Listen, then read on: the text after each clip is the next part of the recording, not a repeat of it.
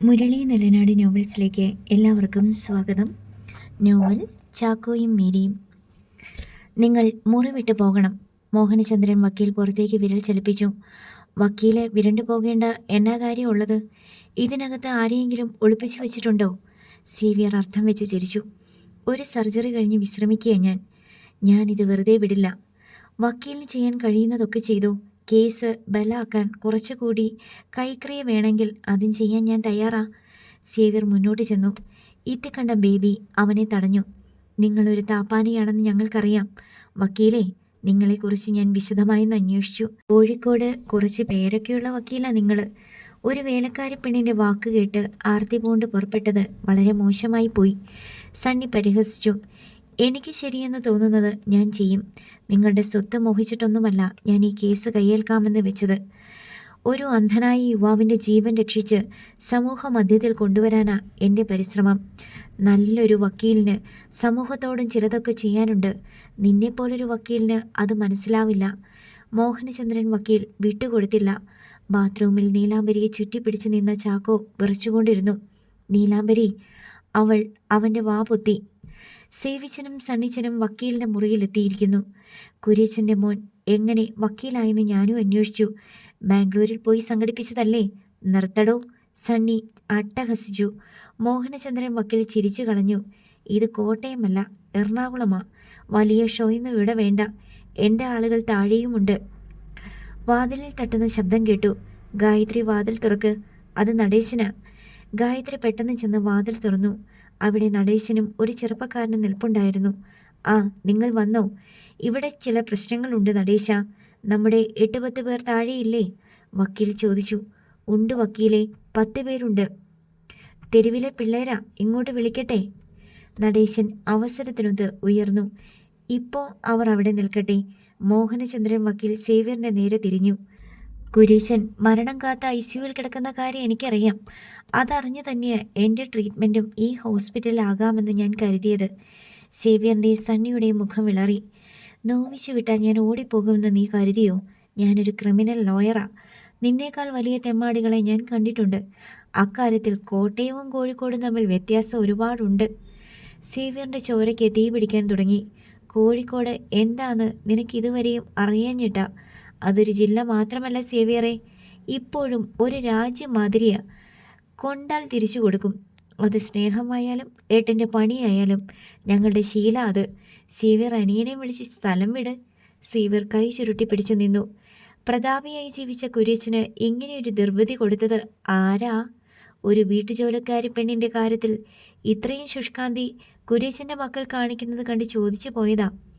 അപ്പനിട്ട് പണിതത് ആരാന്ന് മനസ്സിലാക്കാൻ പോലും മക്കൾക്ക് താല്പര്യമില്ല. വക്കീൽ എന്തോ മനസ്സിൽ വെച്ചാണ് സംസാരിക്കുന്നതെന്ന് സേവ്യറിന് തോന്നി. ഞങ്ങളുടെ അപ്പയോട് ചെയ്തത് ആരായാലും കണക്ക് തീർക്കാൻ ഞങ്ങൾക്കറിയാം. അതിനൊരുത്തൻ്റെയും തള്ളു വേണ്ട. സണ്ണി ചൊടിച്ചു. മോഹനചന്ദ്രൻ വക്കീൽ ചിരിച്ചു. കണക്ക് തീർക്കാൻ ശ്രമിച്ചാൽ തിരിച്ചു കൊള്ളും. അപ്പനെ വീഴ്ത്തിയത് മക്കളാണെന്ന് കേൾക്കുന്നത് അത്ര സുഖമുള്ള കാര്യമല്ല. സേവ്യറും സണ്ണിയും ഞെട്ടിപ്പോയി. എന്നതാടോ താൻ പറഞ്ഞത്? സേവ്യർ ഇരച്ചു കൊണ്ടുചെന്ന് മോഹനചന്ദ്രൻ വക്കീലിൻ്റെ കഴുത്തിന് കുത്തിപ്പിടിച്ചു. നടേശൻ അകത്തേക്ക് പാഞ്ഞു കയറി. ഇത്തിക്കണ്ട ബേബി സേവ്യറിനെ പിടിച്ചു മാറ്റി. നടേശൻ വക്കീലിൻ്റെ മുന്നിൽ നിലയുറപ്പിച്ചു. ഇവൻ പറയുന്നത് കേട്ടില്ലടാ. ബേബിയുടെ കയ്യിൽ കിടന്ന സേവ്യർ കുതറി. സേവിച്ച, വിവരക്കേടിന് പ്രതികരിക്കാൻ നിൽക്കണ്ട. എല്ലില്ലാത്ത നാവല്ലേ, ആർക്കും എന്നതാ വേണമെങ്കിലും പറയാം. അനാവശ്യം പറഞ്ഞാൽ ആ നാവ് ഞാൻ അറുത്തെടുക്കും. ഞങ്ങളുടെ അപ്പയെ ഇല്ലാതാക്കാൻ ഞങ്ങൾ ശ്രമിച്ചെന്ന് ഒരു നാറി പറഞ്ഞാൽ കേട്ടോണ്ട് പോവില്ല. ദൈവമാ ഞങ്ങൾക്കപ്പ. ബേബിയുടെ പിടിയിൽ സേവ്യർ നിൽക്കാതെ വന്നു. പേടിച്ചു വിറച്ച നിന്ന ഗായത്രി വേഗം ചെന്ന് ഭർത്താവിനെ പിടിച്ച് ബെഡിൽ കൊണ്ടുചെന്നിരുത്തി. നിങ്ങൾ ഇനി ഒന്നും പറയരുത്. ബേബി സേവ്യറിനെ പുറത്തേക്ക് തള്ളിയിറക്കാൻ ശ്രമിച്ചു. ജയിക്കാൻ അയാൾ ഓരോന്ന് വിളിച്ച് പറയുന്നതാ. അതിൻ്റെ ഭവിഷ്യത്ത് എന്നതാന്ന് അയാൾക്കറിയാൻ മേല. സണ്ണി, സേവിച്ചിനെ പിടിച്ചോണ്ട് പോ. നമുക്ക് കളയാൻ സമയമില്ല. സണ്ണി സേവ്യറിൻ്റെ തോളിൽ പിടിച്ചു. സേവിച്ചൻ വാ. നിന്നെ ഞാൻ വെറുതെ വിടില്ലടാ. സേവ്യർ മോഹനചന്ദ്രൻ വക്കീലിൻ്റെ നേരെ വിരൽ ചൂണ്ടി ചലിപ്പിച്ചു. സണ്ണി അവനെ പുറത്തേക്ക് കൊണ്ടുപോയി. ഇത്തിക്കണ്ടം ബേബി അവിടെ നിന്നു. അയാൾ കൂടി പോയെങ്കിലെന്ന് ഗായത്രി പ്രാർത്ഥിച്ചു. കാര്യമൊക്കെ അത്ര സുഖത്തിലല്ല മോഹനചന്ദ്ര. ആ പെണ്ണ് ഈ ഹോസ്പിറ്റലിൻ്റെ മുന്നിൽ വെച്ച് ചാക്കോയെ തട്ടിയെടുത്ത് കടന്നിട്ടുണ്ട്. അത് സംഭവിച്ചിട്ട് അരമണിക്കൂർ കഴിഞ്ഞിട്ടേയുള്ളൂ. ബേബി ഭീഷണി പോലെ പറഞ്ഞു. അവൾ ഇവിടെ ഉണ്ടായിരുന്നത് ശരിയാ. ചേട്ടൻ്റെ ഓപ്പറേഷൻ കഴിയുന്നത് വരെ എൻ്റെ കൂടെ തിയേറ്ററിന് പുറത്തുണ്ടായിരുന്നു. റൂമിലേക്ക് വന്നയുടനെ ഞങ്ങൾ അവളെ പറഞ്ഞു വിട്ടതാ. മറ്റൊന്നും ഞങ്ങൾക്കറിയില്ല. ഗായത്രി അപേക്ഷാസ്വരത്തിൽ പറഞ്ഞു. അവൾ ചാക്കോയെ കൊണ്ടുപോയത് നിങ്ങൾ അറിഞ്ഞിട്ടേയില്ല? ബേബി എടുത്തു ചോദിച്ചു. പറഞ്ഞു വിട്ട ശേഷം അവൾ തിരിച്ചു വന്നിട്ടില്ല, ഗായത്രി ആവർത്തിച്ചു. ബേബിച്ചൻ വാ, കോറിഡോറിൽ നിന്ന് സണ്ണി വിളിച്ചു. നടക്കാൻ തുനിഞ്ഞ ബേബി പെട്ടെന്ന് ബാത്റൂമിൻ്റെ നേരെ തിരിഞ്ഞു. ഏയ് മിസ്റ്റർ, കടക്ക് പുറത്ത്. മോഹനചന്ദ്രൻ വക്കീൽ ചാടി എഴുന്നേറ്റു. ബേബി അത് കാര്യമാക്കാതെ വാതിൽ തുറക്കാൻ ശ്രമിച്ചു. അതകത്ത് നിന്ന് കുറ്റിയിട്ടിരുന്നു. നിങ്ങൾ എന്താ കാണിക്കുന്നത്? അതിനുള്ളിൽ എൻ്റെ സിസ്റ്ററുണ്ട്. അതിക്രമം അല്ലാതെ മറ്റെന്താണിത്? Get out. മോഹനചന്ദ്രൻ വക്കീൽ വിറച്ചു. സണ്ണിയും സേവ്യറും വാതിലിനടുത്ത് വന്നു. എന്നതാ ബേബിച്ച? വക്കീലിൻ്റെ സിസ്റ്ററെ കൂടി കണ്ടിട്ട് പോകാം. നിങ്ങൾ വാ, ബേബി വിളിച്ചു. അവർ അകത്ത് കയറിയപ്പോൾ നടേശൻ തടഞ്ഞു.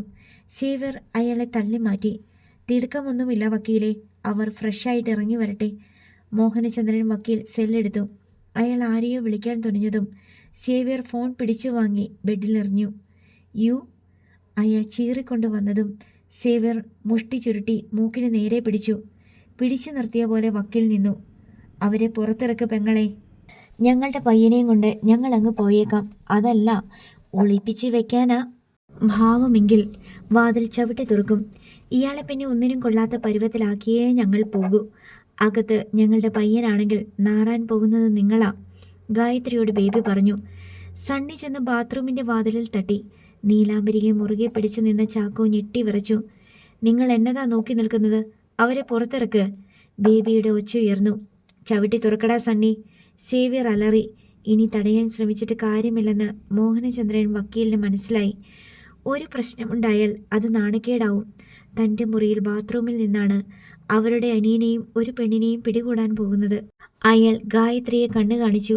ഗായത്രി വേഗം ചെന്ന് വാതിലിൽ തട്ടി. ഡോർ തുറക്ക്. ചാക്കോ നീലാംബരിയെ പിടിച്ചു നിർത്തി. വേണ്ട നീലാംബരി, അവർ നമ്മളെ കൊല്ലും. വാതിലിൽ തട്ടുന്ന ശബ്ദം കേട്ടു. ഡോർ തുറക്കാനാ പറഞ്ഞത്. എടി, വാതിൽ തുറക്കാൻ, അല്ലെ ചവിട്ടി തുറക്കും. ഗായത്രിയുടെ അന്ത്യശാസനം വന്നു. സണ്ണി മൊബൈൽ ഫോൺ എടുത്ത് മോഹനചന്ദ്രൻ വക്കീൽ ഉൾപ്പെടെ മുറിയിലുള്ള എല്ലാവരെയും വീഡിയോയിൽ പകർത്തി. അവൻ ബാത്റൂമിൻ്റെ മുന്നിൽ വന്ന് ഫോണുമായി നിലയുറപ്പിച്ചു. നിന്നോട് ഡോർ തുറക്കാനാ പറഞ്ഞത്. ഗായത്രി വാതിലിൽ ശക്തിയായി തള്ളി. നീലാംബരി ചാക്കോയെ കെട്ടിപ്പിടിച്ച് അവൻ്റെ നെഞ്ചിൽ കവിൾ വെച്ച് കരഞ്ഞു. ചാക്കോച്ച, നമ്മൾ പിടിക്കപ്പെട്ടു. ഇനി എന്നാ ചെയ്യും ചാക്കോച്ച? അവൻ പ്രതിമ കണക്കേ നിന്നു. നീ വാതിൽ തുറന്നില്ലെങ്കിൽ സെക്യൂരിറ്റിയെ വിളിക്കും. ഗായത്രിയുടെ സ്വരം അകത്ത് വന്നു. തുറക്ക് നീലാംബരി. ചാക്കോയുടെ ഒച്ച ചിലമ്പി. നീലാംബരി അവനെ വിട്ടു. അവൻ കണ്ണും കവിളും തുടച്ചു. എന്നിട്ട് ചെന്ന് വാതിൽ മെല്ലെ തുറന്നു. ഗായത്രി എവിടെ നിൽപ്പുണ്ടായിരുന്നു. അവൾക്ക് പിന്നിലായി ഫോണുമായി സണ്ണി നിൽക്കുന്നത് നീലാംബരി കണ്ടു. ഇറങ്ങി വാ. ഗായത്രി അവിടെ നിന്ന് മാറിപ്പോയി. നീലാംബരി മാത്രം പുറത്തു വന്നു. മുറിയിൽ സേവ്യറും പരിചയമില്ലാത്ത 2 പേരെയും കൂടി അവൾ കണ്ടു. വക്കീൽ ബെഡിൽ ഇരിപ്പുണ്ട്. സേവ്യർ ബാത്റൂമിൻ്റെ നേരെ ചെന്നു. ചുവരോട് ചേർന്ന് ചാക്കോ നിൽപ്പുണ്ടായിരുന്നു. മോനെ ചാക്കോ, നീ ഇവിടെ നിൽക്കുന്നോടാ? അനുനയത്തിൽ സേവ്യർ അകത്ത് കടന്ന് അവൻ്റെ കൈ പിടിച്ചു. ചാക്കോ നടുങ്ങി ഉൾവലിഞ്ഞു. നീ വാടാ മോനെ. സ്നേഹത്തോടെ സേവ്യർ അവനെ പുറത്തിറക്കി നിർത്തി. ആരും ഒന്നും ശബ്ദിച്ചില്ല. അവിടെ ആരൊക്കെയോ ഉണ്ടെന്ന് ചാക്കോയ്ക്ക് മനസ്സിലായില്ല. നീലാംബരി, ചാക്കോ വിളിച്ചു. നീലാംബരിക്ക് ശബ്ദിക്കാനായില്ല. അവൾ ഇവിടെ തന്നെയുണ്ട്. നീ എന്നതിന് അവളുടെ കൂടെ ഓടിപ്പോകുന്നത്? നിന്നെ ഞങ്ങൾ എവിടെല്ലാം തിരഞ്ഞു. അപ്പയ്ക്ക് ബോധം വീണിട്ടുണ്ട്. നിന്നെ കാണാനില്ലെന്ന് കേട്ട അപ്പയുടെ ബോധം പിന്നെയും പോവില്ലേ?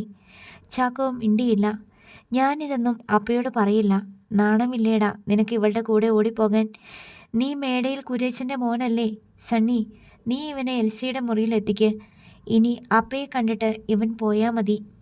സണ്ണി വന്ന് ചാക്കോയുടെ കയ്യിൽ പിടിച്ചു. വാടാ ഇങ്ങോട്ട്. ചാക്കോ കൈ തട്ടി. ഞാൻ വരില്ല. പിന്നെ നീ എന്നാ ചെയ്യാനാ ഭാവം? ഞാൻ നീലാംബരിയുടെ കൂടെ പോകും. നിങ്ങൾ പോയിക്കോ. നിങ്ങൾ എൻ്റെ ആരുമല്ല. സണ്ണി സേവ്യറെ നോക്കി. ഇവൾ നിന്നെയും കൊണ്ട് എങ്ങോട്ട് പോകുമെന്നാ? നീ പോ. ഞങ്ങളുടെ കൂടെ വന്നാൽ ഇവളെ ഇവളുടെ വഴിക്ക് വിടാം. അതല്ല നിന്റെ ഭാവമെങ്കിൽ ഇവളെയും ഞങ്ങൾ കൊണ്ടുപോകും. എന്നാടി, നീ വരുന്നോ? സേവ്യർ നീലാംബരിയോട് ചോദിച്ചു. നിങ്ങൾ അവനെ കൊണ്ടുപോയിക്കോ. എൻ്റെ റൂമിൽ നിന്ന് രാത്രി ഒരു പെണ്ണിനെ പിടിച്ചുകൊണ്ട് പോകാൻ ഞാൻ സമ്മതിക്കില്ല. അതിനുവേണ്ടി ആരും ശ്രമിക്കേണ്ട.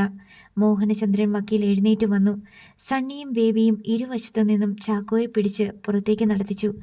അവൻ ശക്തിയോടെ പിന്നോട്ട് വലിഞ്ഞു. നീലാംബരി, ചീ, വായടയ്ക്കടാ. അവർ അവനെ തള്ളി മുറിക്ക് പുറത്തിറക്കി. നീലാംബരി നിറഞ്ഞൊഴുകുന്ന കണ്ണോടെ ആ കാഴ്ച നോക്കി നിന്നു. ചാക്കോയുടെ കരച്ചിൽ അവൾ കേട്ടു. സേവ്യർ അവളുടെ അടുത്ത് വന്ന് മുഖം പിടിച്ചുയർത്തി. നിന്നെ ഇവിടെ നിന്ന് ഞാനിപ്പോൾ കൊണ്ടുപോകുന്നില്ല. ഇത് നിനക്ക് തരുന്ന ലാസ്റ്റ് ചാൻസാണ്. അവൻ്റെ പിന്നാലെയുള്ള നിന്റെ നടപ്പ് ഇന്നത്തോടെ അവസാനിപ്പിച്ച നിനക്ക് കൊള്ളാം. നീ ഇപ്പോൾ ഇയാളുടെ റൂമിലായി പോയി. സേവ്യർ പിടിവിട്ടു. എന്നും ഭാഗ്യം കൂടിയുണ്ടാവുമെന്ന് നീ കരുതണ്ട. അവൾ തല കൊമ്പിട്ട് നിന്നു. കണ്ണുകൾ നിറഞ്ഞൊഴുകുന്നുണ്ടായിരുന്നു. സേവ്യർ തിരിഞ്ഞ് മോഹനചന്ദ്രൻ വക്കീലിൻ്റെ മുന്നിൽ നിന്നു. നിങ്ങളോട് എനിക്ക് പറയാൻ ഒന്നേയുള്ളൂ. ഈ തീക്കളി അവസാനിപ്പിക്കണം. ഞങ്ങളുടെ ജീവിത പ്രശ്നമാ. നിങ്ങൾ ഇതിൽ കയറി ഇടപെട്ടാൽ നിങ്ങളെ ഞാൻ കൊല്ലും. ഗായത്രി ഞെട്ടിപ്പോയി. ഇത് ഭീഷണിയല്ല വക്കീലെ. ജീവിതത്തിൽ ഒന്നുമല്ലാതായി തീരുമ്പോൾ ആരും ചെയ്തു പോകുന്നതാ. നിങ്ങളെ മാത്രമല്ല, നിങ്ങളുടെ കുടുംബത്തെയും ഞാൻ തീർക്കും. സേവ്യറോട് ഏറ്റുമുട്ടാനുള്ള നെഞ്ചുറപ്പുണ്ടേൽ ഈ പെണ്ണിനെയും മുന്നിൽ നിർത്തി ഇറങ്ങിക്കോ. മോഹനചന്ദ്രൻ വക്കീൽ മിണ്ടിയില്ല. ഇനി തമ്മിൽ കാണാൻ ഇടവരരുതേന്ന് പെങ്ങൾ പ്രാർത്ഥിക്ക്. അയാളെ നോക്കി സേവ്യർ പിന്നോട്ട് ഏതാനും ചുവട് വെച്ചു. എന്നിട്ട് അവൻ തിരിഞ്ഞ് പുറത്തേക്ക് പോയി. ചുവരിലൂടെ ഉരസി നിലത്തിരുന്ന് നീലാംബരി കാൽമുട്ടിൽ മുഖം വെച്ച് കരഞ്ഞു. വക്കീൽ ബെഡിൽ ചെന്നിരുന്നു. ഇനി നമ്മൾ ഒന്നിനും പോകണ്ട മോഹനേട്ടാ, ഗായത്രി കരഞ്ഞുകൊണ്ട് പറഞ്ഞു. നടേശൻ പോയിക്കോ. കാര്യമെന്തെന്നറിയാതെ നിന്ന നടേശനോട് വക്കീൽ പറഞ്ഞു. അയാൾ മുറി വിട്ടു. ഗായത്രി വാതിലടച്ചേക്ക്. അവൾ ഈ രാത്രി ഇവിടെ കഴിയട്ടെ. രാവിലെ പറഞ്ഞു വിട്ടാൽ മതി. ഗായത്രി ഓടിച്ചെന്ന് വാതിലടച്ചു. ചാക്കോ കുതറി പിന്നോട്ട് വലിഞ്ഞുകൊണ്ടിരുന്നു. പിറകെ എത്തിയ സേവ്യർ അവൻ്റെ ഷർട്ടിന് കുത്തിപ്പിടിച്ച് മുന്നോട്ട് തള്ളി. നടക്കട പന്നി. ഒരു വീട്ടുവേലക്കാരി പെണ്ണിൻ്റെ കൂടെ നീ ഏതറ്റം വരെ പോകാനാണടാ? സേവ്യർ കൈ നിവർത്തി ചാക്കോയുടെ മുതുകിൽ ശക്തിയായി അടിച്ചു. അവൻ വേച്ചു വീഴാൻ പോയപ്പോൾ സണ്ണി തടഞ്ഞു. ഇവിടെ വെച്ചൊന്നും വേണ്ട സേവിച്ച. സേവ്യറിൻ്റെ കൈപ്പാടകലെ നിർത്തി സണ്ണി അവനെ താഴേക്ക് കൊണ്ടുവന്നു. ഹോസ്പിറ്റലിൻ്റെ പിൻഭാഗത്തെ ഗേറ്റായിരുന്നു അത്. എത്തിക്കണ്ട ബേബി വണ്ടിയും എടുത്ത് അവിടെ എത്തി. ഡോർ വലിച്ചു തുറന്ന് സണ്ണി ചാക്കോയെ അകത്തേക്ക് തള്ളിക്കയറ്റി ഡോർ അടച്ചു. എത്തിക്കണ്ട ബേബി പുറത്തിറങ്ങിയിട്ട് വണ്ടി ലോക്ക് ചെയ്തു. കീ ഡ്രൈവറുടെ കയ്യിൽ കൊടുത്തു. ചാക്കോ ഡോർ തുറക്കാൻ ശ്രമിച്ചിട്ട് നടന്നില്ല. ഇനിയൊരു രക്ഷപ്പെടൽ തൻ്റെ ജീവിതത്തിലില്ലെന്ന് ചാക്കോയ്ക്ക് മനസ്സിലായി. നീലാംബരിയെ അവർ വെറുതെ വിടില്ല. വാ പിളർന്ന് കരയാനേ ചാക്കോയ്ക്ക് കഴിഞ്ഞുള്ളൂ. വണ്ടിയുടെ പിന്നിൽ 3 പേരും കൂടി നിന്നു. അവനെ മേടയിൽ ബംഗ്ലാവിലേക്ക് കൊണ്ടുപോകുന്നത് മണ്ടത്തരമാ.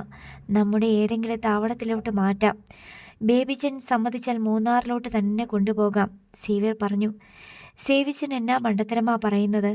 ചാക്കോയെ ഒളിത്താവളത്തിലോട്ട് മാറ്റിയാൽ അവൻ എന്നാ സംഭവിച്ചെന്ന് നാട്ടുകാരോട് മറുപടി പറയേണ്ടി വരും. ആ വക്കീലിനെ പേടിച്ചേ പറ്റൂ, ബേബി ഓർമ്മിപ്പിച്ചു. ബേബിച്ചൻ പറയുന്നതിൽ കാര്യമുണ്ട്. അപ്പായെ വീട്ടിൽ കൊണ്ടുവരുമ്പോൾ അവൻ അവിടെ ഉണ്ടാവണം. അവനെ എല്ലാവരും കാണണം. സേവിച്ചൻ പ്ലാൻ ചെയ്യുന്നത് പോലെ അവനെ പെട്ടെന്ന് കൊന്നുകളയാനൊന്നും പറ്റില്ല. സണ്ണി ബേബിയെ ന്യായീകരിച്ചു. അപ്പ വീണു, ഇനിയും അവനെ വെച്ചുകൊണ്ടിരിക്കണോ? സേവ്യർ അറിഞ്ഞില്ല. അപ്പ വീട്ടിൽ വന്ന് 2 മാസമെങ്കിലും കഴിയാതെ നമ്മൾ അവനെ തൊടാൻ പോലും പാടില്ല. ഒരു രാത്രി അവന് ഇറങ്ങിപ്പോകാനുള്ള വഴി നമ്മൾ തന്നെ ഒരുക്കി കൊടുക്കണം. അവൻ വീട് വിട്ടിറങ്ങിയ പിന്നെല്ലാം നമ്മൾ പ്ലാൻ ചെയ്ത പോലെ നടക്കും. വീട് വിട്ടിറങ്ങിപ്പോകുന്ന ശീലം അവനുണ്ടെന്ന് എല്ലാവർക്കും അറിയാം. അതേ സേവിച്ച, ഇപ്പോൾ അവൻ എന്തേലും സംഭവിച്ചാൽ ആ വക്കീൽ രംഗത്ത് വരും. നിങ്ങളുടെ അപ്പയെ നിങ്ങളാ വീഴ്ത്തിയതെന്ന് അയാൾ മനസ്സിലാക്കിയിട്ടുണ്ട്.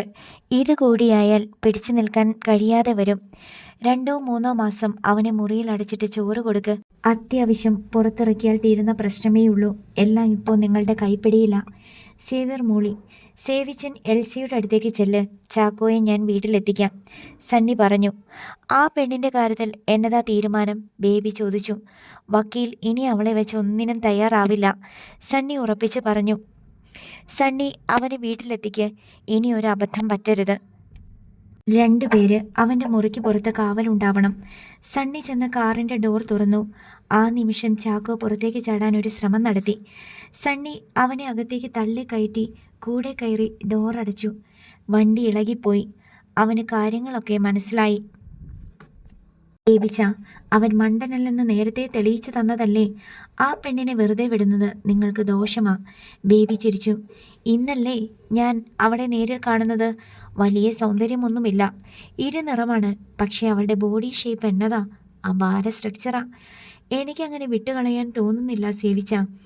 എൻ്റെ കൂട്ടിൽ നിന്നല്ലേ അവൾ പറന്നുപോയത്. എനിക്കിപ്പോഴും അത് വിശ്വസിക്കാൻ കഴിയുന്നില്ല. അവളെ ആ കൂട്ടിൽ കൊണ്ടടച്ചില്ലെങ്കിൽ ഇത്തിക്കണ്ടം ബേബി എന്നാ വേട്ടക്കാരനാ. സീരിയസ് ആയിട്ടാണോ? അതെ, അവളോടൊരു ഹരം തോന്നുക.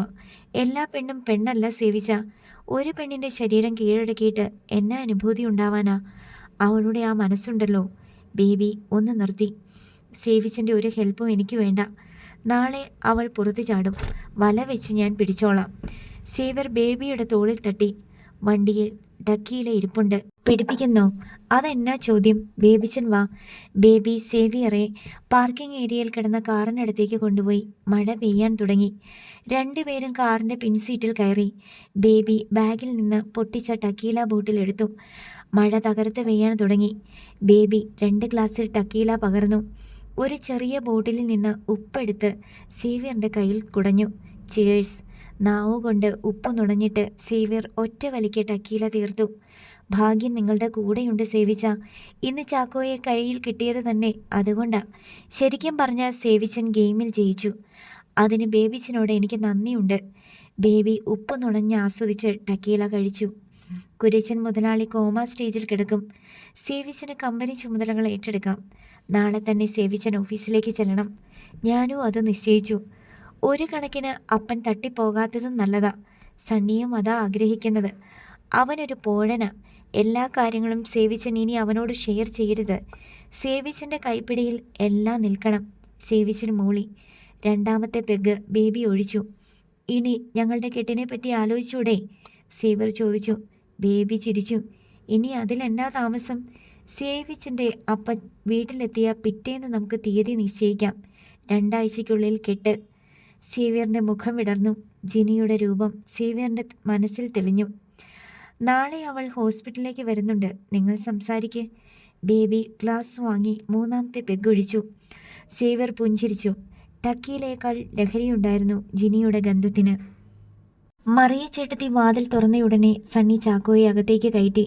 അത് വീട് തന്നെയാണെന്ന് ഗന്ധമേറ്റപ്പോൾ ചാക്കോയ്ക്ക് മനസ്സിലായി. തന്നെ മറ്റെവിടേക്കെങ്കിലും കൊണ്ടുപോകുമെന്നാണ് അവൻ കരുതിയത്. എങ്ങനെയുണ്ട് കുഞ്ഞെ മുതലാളിക്ക്? മറിയ ചേട്ടത്തി ഉത്കണ്ഠയോടെ ചോദിച്ചു. അപ്പ കണ്ണു തുറന്നു.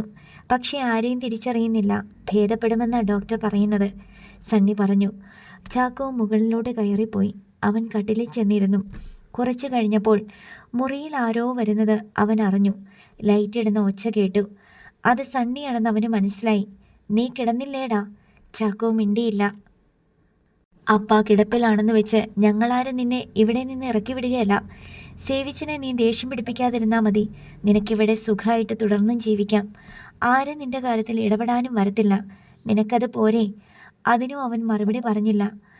ആ പെണ്ണ് നീ കരുതുന്ന പോലൊന്നുമല്ല. ഞങ്ങൾ അവളെപ്പറ്റി അന്വേഷിച്ചു.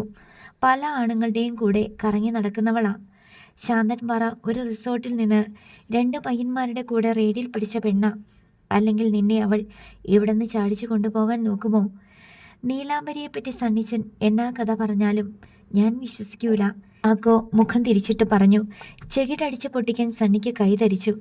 കണ്ണു കാണാത്ത നിന്നോട് ഇതൊക്കെ പറയാൻ വന്ന എന്നെ പറയണം. ഒരു പെണ്ണിൻ്റെ മണമടിച്ച ഉടനെ കൂടെ പോയവനല്ലേടാ നീ. നിങ്ങൾ എന്നെ കൊന്നുകളയാൻ നോക്കുന്നു, അവൾ എന്നെ രക്ഷിക്കാനും. നിങ്ങൾ പറയുന്നത് ഞാൻ വിശ്വസിച്ചോളാം. എന്നെ എന്നാ വേണേലും ചെയ്തോ, അവളെ ഉപദ്രവിക്കരുത്. ചാക്കോയുടെ കണ്ണു നിറഞ്ഞു. സണ്ണിച്ചൻ പൊക്കോ. ഇനി ഞാൻ ഓടിപ്പോവില്ല. എനിക്കൊന്ന് മരിച്ചു കിട്ടിയാൽ മതി.